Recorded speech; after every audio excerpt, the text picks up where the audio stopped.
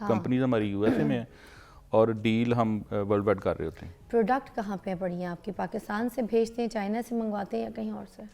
जी हम जो customise products हैं वो यहाँ से भेजते हैं, हम चाइना से बिल्कुल नहीं मंगवाते। सारी तो प्रोडक्ट्स सामान पाकिस्तान यहाँ से से बन के जी जाता बिल्कुल है। तो सारी शिपमेंट का पाकिस्तान क्या से बन। करते हैं?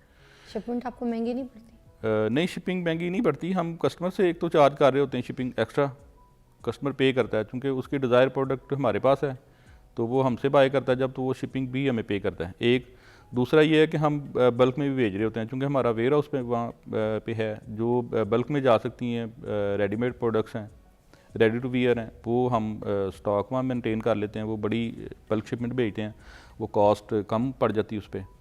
तो वो तो जो हम कस्टमर से चार्ज किया हुआ होता है उसमें से भी हमें वो बच जाता है। नाज़रीन, पहले एक ज़माना होता था कि अगर कोई कारोबार करना है तो एक दुकान लेनी है अच्छी सी, उसका कोई किराया है, अगर किराया अफोर्ड कर सकते हैं, अगर ख़रीद सकते हैं तो ख़रीदना पड़ता था। फिर उधर जो है अपना कोई बिज़नेस जो भी हम सेटअप लगाना चाह रहे हैं, चाहे कपड़े की दुकान लगाना चाह रहे हैं, चाहे हम कोई क्रॉकरी शॉप बनाना चाह रहे हैं, या फिर कोई ऐसी बच्चों की टॉय शॉप बनाना चाह रहे हैं, कोई भी ऐसी चीज़ या गिफ्ट आइटम शॉप बनाना चाह रहे हैं, उधर हमें फिर उसको माल वहाँ पर लेके रखना पड़ता है। फिर जाके मार्केट वैल्यू पता करनी पड़ती है, होलसेल मार्केट्स का पता करना पड़ता है कि होलसेल से किस जगह से जो हमें प्राइसेस हैं वो सही मिलेंगे प्रोडक्ट के, और फिर उस प्रोडक्ट को हम वहाँ पर जो है डिस्प्ले करें, या फिर किसी से फ्रेंचाइज वगैरह लेनी पड़ती है। अब सीन ये हो गया है कि देखें, पहले जब ये दुकान लेते थे तो इसमें बिजली, ठीक है, इसमें बंदा रखा है कारीगर, उसके पैसे, और जो भी आपके वहाँ पे मेंटेनेंस जो भी शॉप की है उसको भी आपने पे करना है। फिर आपका आना जाना, आपकी कन्वेंस भी लगती थी, आपका वहाँ पे रोज़ विज़िट करना, उस चीज़ को देखना, उन सब में भी बड़ा टाइम वेस्ट होता था। मगर अब चीज़ों ने बड़ा चेंज कर लिया है अपना सिनेरियो। अब हो रही है ऑनलाइन बिज़नेस। ऑनलाइन बिज़नेस में जो हम ये सारी चीज़ें करके, ये सारी दुकानें खोल के, एक डिस्प्ले बना के वहाँ पे अपना बिज़नेस लॉन्च कर रहे होते थे, या ब्रांड बना रहे होते थे, या कोई काम कर रहे होते थे, अब वो सारा कुछ घर बैठ के आप अपने एक लैपटॉप, अपने कंप्यूटर से कर रहे हैं। मतलब you know about e commerce, right? आजकल दौर है डिजिटल मीडिया का, और इसके ज़रिए लोग लाखों नहीं करोड़ों पैसा बना रहे हैं, करोड़ों पैसा कमा रहे हैं, और घर बैठ के लोगों की रोज़गारी जो है वो लग गई है। मतलब आपको सिर्फ अपनी सुपरविजन रखनी है, आप अपने कॉल्स पे, अपने फ़ोन्स पे, अपनी पैकिंग, अपने डिस्प्ले, अपनी सारी चीज़ें, डिलीवरीज जो है उसको देख सकते हैं इजीली, और आपने सिर्फ एक पेज बनाना होता है और उस पेज के ऊपर अपनी चीज़ें अपलोड करनी पड़ती हैं, या फिर जो बने बनाए पेजेस होते हैं उधर आप अपना प्रोडक्ट जो है उसको इंट्रोड्यूस करवा लेते हैं, और उसके बाद उसकी प्राइस मार्केट प्राइस के साथ देख के, मगर प्रोडक्ट अच्छा अगर ऑथेंटिक है तो वो मार्केट में बहुत चलता है, और उसके बाद लोग उसको बहुत पसंद करते हैं, और दूसरे की भी प्रोडक्ट को लेके आप उसकी भी बिज़नेस, उसकी भी मार्केटिंग कर सकते हैं, मतलब अपनी सर्विसेज भी प्रोवाइड कर सकते हैं। तो अब ये वाले काम अगर कोई करना चाहता है, ई कॉमर्स के ज़रिए लाखों करोड़ों कमाना चाहता है, तो अभी मैं यहाँ पर आपको एक सक्सेस स्टोरी है वो दिखाऊंगी, उनकी बात सुनाऊंगी। मोहम्मद फ़ारूक साहब हैं हमारे साथ, जिनकी एक कामयाब कहानी है। अब एक सुनाऊंगी कहानी तो आपको पता चलेगा कि क्या बात है। ई कॉमर्स की वेबसाइट जनाब चला रहे हैं, और बहुत किस तरीके से चलाते हैं, क्या करते हैं, हम उनसे पूछते हैं ना, ताकि आपकी भी रहनुमाई हो, जो करना चाहते हैं वो उसको काम को करें और घर बैठ के पैसा कमाएं। मैं तो कहती हूँ बेरोज़गारी जो है ना वो ख़त्म होनी चाहिए किसी भी तरीके से हमारे मुल्क में। तो फारूक साहब अस्सलाम वालेकुम। वालेकुम सलाम। कैसी तबीयत है आपकी? अल्हम्दुलिल्लाह। बताएं ना अपनी कहानी, अपनी ज़ुबानी, किस तरीके से ई कॉमर्स की तरफ आए, कैसे काम शुरू किया, क्या कर रहे हैं? जी बिल्कुल इसी तरह से मैं भी ट्रेडिशनल बिजनेस में था पहले, मैन्युफैक्चरिंग का मेरा एक्सपीरियंस था, तो ऐसे ही बस मोबाइल पे ही देखना स्टार्ट किया कि किस तरह से लोग ये कर रहे हैं, क्यूरियोसिटी हुई, तो उस तरह से देखते देखते चीज़ें कुछ समझ में आना शुरू हो गई। तो जैसे ही कोविड आया उसके बाद फिर हमारे जो फिज़िकल बिजनेस थे वो तो बंद हो गए, तो ज़्यादा लर्निंग की स्पीड भी ज़्यादा हो गई। उन्हीं दिनों एक छोटा सा स्टार्टअप लिया, डोमेन बाय की और उस पर वेबसाइट बना दी। जब कोविड ख़त्म हुआ उसके बाद वो डोमेन कुछ बेहतर हो गई, उस पर विजिबिलिटी होना स्टार्ट हो गई, यूज़र आना स्टार्ट हो गए, तो उसे इंटरेस्ट भी डेवलप होता गया। जब इंटरेस्ट डेवलप हुआ तो फिर हमने वो उस पर मर्चेंट वगैरह लगा के, मैं देखा कॉमर्स, ये जो सारा ये कोरोना आया था इस टाइम पे काफ़ी लोगों ने इस तरह के बिज़नेस शुरू किया और उनको बड़ी कामयाबी हासिल हुई। जी, उसी तरह से मेरा भी कोविड में ही कारोबार चल बिज़नेस कामयाब हुआ था, जी क्योंकि उस पे क्योंकि हम कोविड में स्टक होकर बैठ गए।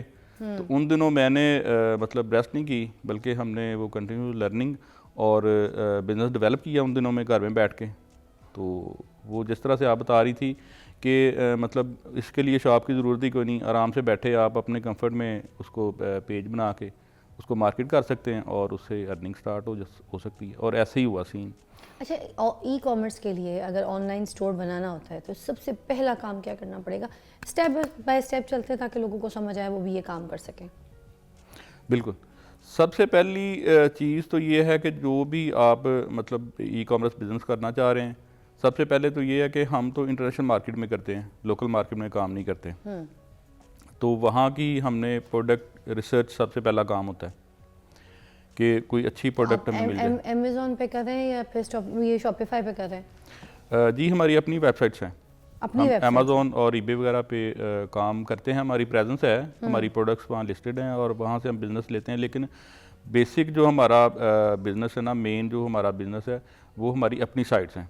हम अच्छा। अपनी साइट्स पे प्रोडक्ट्स बेचते हैं, उसके बाद तो अपनी फिर प्रोडक्ट अपनी साइट्स किस तरह से बनाई जा सकती है कि किसी की साइट पे जाके सेल ना किया जाए, ना ही उनको कमीशन मिले? डायरेक्ट आप अपनी जो है साइट्स बना लें और उधर ही इजीली आप अपने प्रोडक्ट को सेल करें। उस साइट को बनाने का तरीका क्या है? आपने स्टार्ट ही अपनी साइट से किया था? बिल्कुल, मैंने अपनी साइट से, जैसे मैं बताया कि मैंने अपनी कोविड में अपनी साइट बनाई थी, उस पर ट्रैफिक आना स्टार्ट हुई तो उससे मैंने स्टार्ट ले लिया। तो उस साइट पे क्या बना के क्या किया, कैसा वो पूरा सारा सिनेरियो ज़रा समझाइए। असल में साइट बनाना कोई इतना मुश्किल काम नहीं है, वो अब तो बहुत ही आसान है, क्योंकि डिजिटल वर्ल्ड में हम रहते हैं।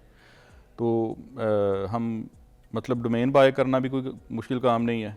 2000-2500 में डोमेन मिल जाती है, आराम से मिल जाती है। बस ये है कि उससे बिज़नेस बनाने से पहले मार्केट की रिसर्च है कि आप अच्छी तरह से देख लें जो आप प्रोडक्ट बेचना चाह रहे हैं उसकी डिमांड कितनी है, उसकी फिर वो उस तो आप क्या सेल कर रहे हैं उस वेबसाइट के ऊपर? आपने ट्रैफिक किस तरह से बुलाई उधर? हम डिफरेंट किस्म के अपैरल बेच रहे हैं वहीं के यूएसए के। तो काइंड ऑफ आउटफिट बेचते हैं, शूटिंग बेचते हैं, शर्ट्स बेचते हैं अमेरिका के हिसाब से जो वहाँ के लोगों को पसंद जी, हो। लेदर की प्रोडक्ट्स हैं हमारे पास। अच्छा और दूसरी फैब्रिक भी हैं, अपैरल की प्रोडक्ट्स भी हैं।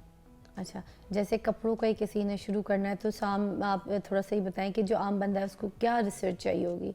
एक तो मार्केट प्राइसेस चाहिए होंगे, फिर जिस कंट्री के लिए वो काम करना चाह रहा है जहाँ पे उसकी सेल हो उस वेबसाइट से, तो उसकी रिसर्च करें। जी बिल्कुल, सबसे पहले उसकी रिसर्च करें, गूगल ट्रेंड खोले और वो वाली चीज़ वहाँ पे सर्च करे और देखे कि कितने लोग, मतलब उसका ट्रेंड क्या चल रहा है, आया कि उसका कोई कस्टमर है भी कि नहीं है, क्योंकि हम यहाँ बैठे हुए आइडिया नहीं लगा सकते। तो आपका स्पेसिफिकली अमेरिका में ही होता है ज़्यादा काम? जी, हमारा बेस हमारी सारी वो यूएसए में है। हाँ। कंपनीज हमारी यूएसए में है और डील हम वर्ल्ड वाइड कर रहे होते हैं। प्रोडक्ट कहाँ पे बढ़िया आपके? पाकिस्तान से भेजते हैं, चाइना से मंगवाते हैं या कहीं और से?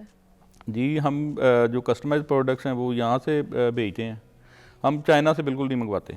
सारी प्रोडक्ट्स तो सामान यहाँ से बन के जी बिल्कुल, फिर सारी शिपमेंट का पाकिस्तान क्या से बन। करते हैं?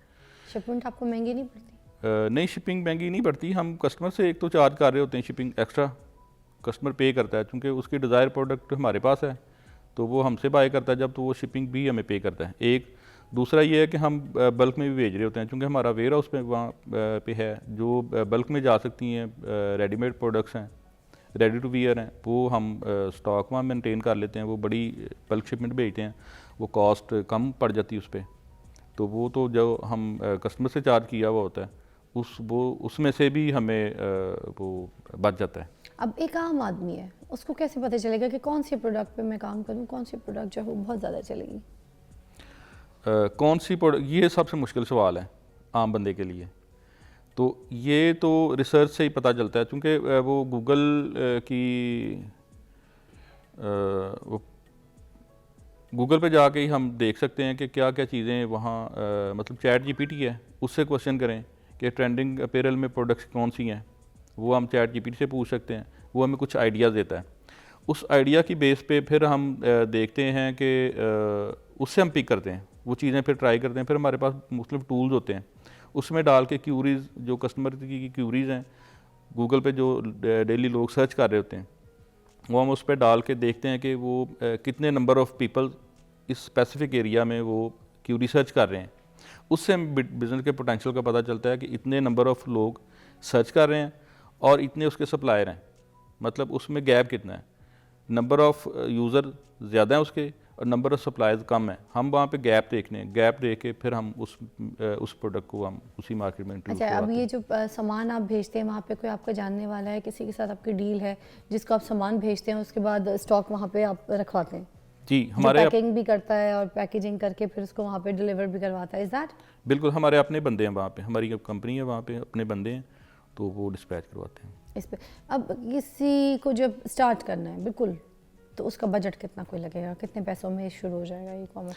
अगर आपने इंटरनेशनल करना है, लोकल तो बजट चाहिए होगा छोटा मोटा, लेकिन अगर इंटरनेशनल करना है तो वो कस्टमर वहाँ पे पहले पे करता है, वो कस्टमर पे करेगा तो आपने उसकी प्रोडक्ट रेडी करवानी है, उसके पैसे लेके आपने प्रोडक्ट रेडी करवानी है, उसके लिए हमें एक टाइम भी पाई तो भी नहीं लग चाहिए। जाता होगा, एक बंदे ने पैसे भी दे दिए, ऑर्डर भी कर दिया, फिर आप प्रोडक्ट तैयार करवाएंगे, फिर अगर यहाँ से भेजेंगे सपोज स्टॉक में नहीं है तो टाइम नहीं लग जाएगा? नहीं इतना टाइम नहीं, मिनिमम 10 to 15 डेज़ हम ऑफ़र करते हैं डिलीवरी का टाइम, और उसके अंदर आराम से बंदा यहाँ से प्रोडक्ट सोर्स भी कर सकता है और आराम से भेज भी सकता है।